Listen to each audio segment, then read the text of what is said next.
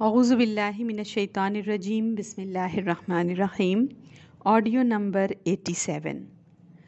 جنگ بدر کے متعلق اللہ تعالیٰ نے سورۃ انفال نازل فرمائی، جس میں مسلمانوں کی ان کمزوریوں اور کوتاہیوں پر توجہ دلائی ہے جس کا اظہار اس موقع پر ان سے ہو گیا تھا، تاکہ مسلمان ان کمزوریوں سے پاک صاف ہو کر کامل ترین بن جائیں۔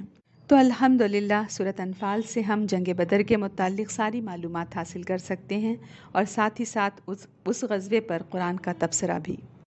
جنگ بدر کے بعد اب کیا حالات ہیں، انشاءاللہ آج اس کو دیکھتے ہیں۔ آج کا ٹاپک ہے بدر کے بعد بھی راحت نہیں۔ ہم نے دیکھا مکہ کی زندگی میں مسلمان اور آپ صلی اللہ علیہ وسلم کے حالات، پھر ہجرت کر کے مدینہ جب آئے وہاں کے حالات، چین اور اطمینان نہیں نصیب۔ انصار اور مہاجر بھائی بھائی بن کر رہ تو رہے تھے، انصار اپنا مال گھر بار کھانا پینا مہاجرین پر نشاور کر رہے تھے، اور مہاجرین بھی بس اتنا ہی لے رہے تھے جس سے ان کی ٹوٹی ہوئی معیشت کو ایک سپورٹ مل سکے۔ لیکن مدینے کی اقتصادی حالت جو تھی وہ بھی اچھی نہیں تھی، بڑی مشکل سے گزارا ہو رہا تھا، کبھی کوئی بھوکا تو کبھی کوئی بھوکا، اور بھی لوگ مسلمان ہو کر جب مدینہ آتے ان کا بھی رہنے کا انتظام کرنا ہوتا۔ یہ سب مسلسل چل رہا تھا۔ مسجد نبوی سے بالکل ملا ہوا ایک صفہ تھا، صفہ کہتے ہیں چبوترے کو، تو ایک مسجد نبوی سے ملا ہوا ایک چبوترا تھا جہاں وہ مسافر اترا کرتے جن کا کوئی گھر نہ تھا اور نہ کوئی دوست کہ جن کے یہاں وہ مہمان بن جاتے، تو وہ اسی چبوترے پر آتے، یہیں ٹھہرتے۔ اگر کہیں جگہ مل جاتی ٹھہرنے کی تو پھر وہ وہاں چلے جاتے۔ تو اس طرح لوگ آتے جاتے رہتے تھے یہاں پر۔ اس چبوترے کے اوپر کھجور کے پتوں کی چھت بنا دی گئی تھی، تو اس میں ٹھہرنے والوں کی تعداد کبھی زیادہ ہو جاتی تھی، کبھی گھٹ جاتی تھی، کبھی کبھی ان کی تعداد 300 سے لے کے 700 کے قریب تک بھی پہنچ جاتی تھی۔ ابو ہریرہ رضی اللہ عنہ، کعب بن مالک، سلمان فارسی، عبداللہ بن مسعود، صہیب رومی اور بلال رضی اللہ عنہ اور ابو سعید خدری، عامر بن فہیرہ رضی اللہ عنہم وغیرہ جیسے بڑے بڑے اصحاب اسی صفہ میں رہا کرتے تھے۔ تو جتنے بھی اصحاب اس صفہ میں رہا کرتے تھے انہیں اصحاب صفہ کہا جاتا۔ یہ لوگ زیادہ تر مسجد نبوی میں رہتے، کیونکہ یہ صفہ مسجد نبوی سے بالکل ملا ہی ہوا تھا۔ جیسے ہی نبی اکرم صلی اللہ علیہ وسلم وہاں آتے، یہ سارے اصحاب پروانوں کی طرح آپ کے ارد گرد منڈلانے لگتے۔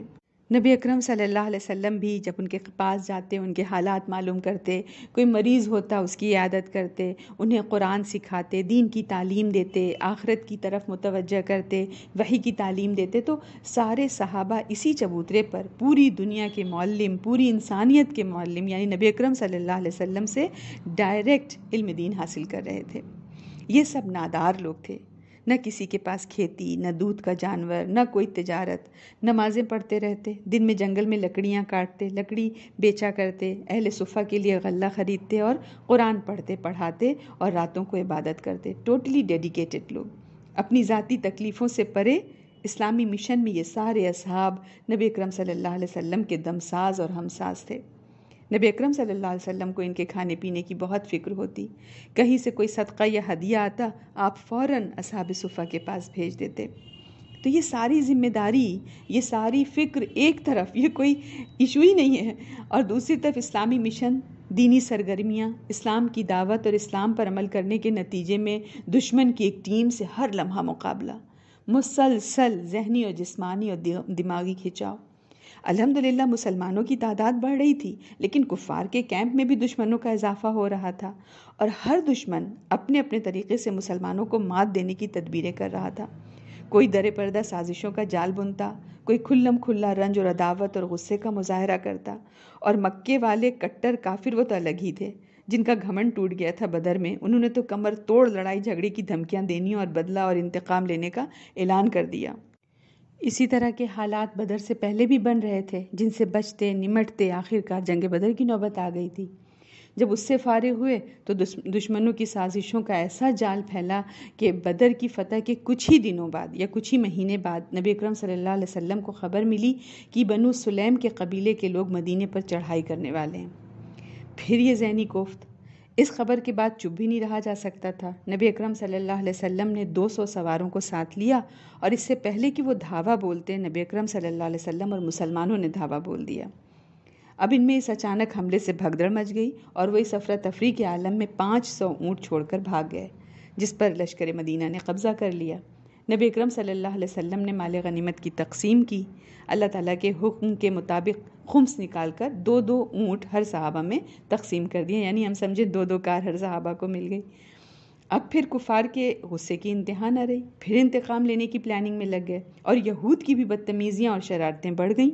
جو مسلمان ان کے بازار میں جاتا اس سے وہ مذاق اور استہزاء کرتے اور اسے اذیت پہنچاتے، یہاں تک کہ مسلمان عورتوں سے بھی چھیڑ چھاڑ انہوں نے شروع کر دی۔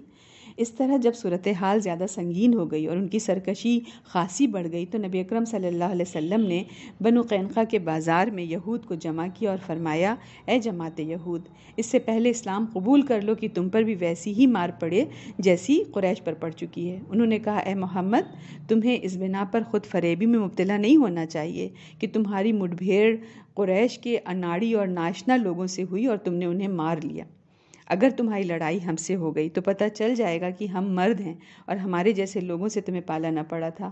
اس کے جواب میں اللہ تعالیٰ نے یہ آیت نازل فرمائی، کہ ان قریب مغلوب کیے جاؤ گے اور جہنم کی طرف ہانکے جاؤ گے اور وہ برا ٹھکانہ ہے۔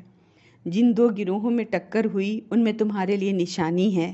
ایک گروہ اللہ کی راہ میں لڑ رہا تھا اور دوسرا کافر تھا۔ یہ ان کو آنکھوں دیکھنے میں اپنے سے دگنا دیکھ رہے تھے، اور اللہ اپنی مدد کے ذریعے جس کی تائید چاہتا ہے کرتا ہے، اس کے اندر یقیناً نظر والوں کے لیے عبرت ہے۔ بہرحال بنو قینقاع نے جو جواب دیا تھا اس کا مطلب صاف صاف اعلان جنگ تھا، لیکن نبی اکرم صلی اللہ علیہ وسلم نے اپنا غصہ پی لیا اور صبر کیا۔ مسلمانوں نے بھی صبر کیا اور آنے والے حالات کا انتظار کرنے لگے۔ والسلام علیکم ورحمۃ اللہ وبرکاتہ۔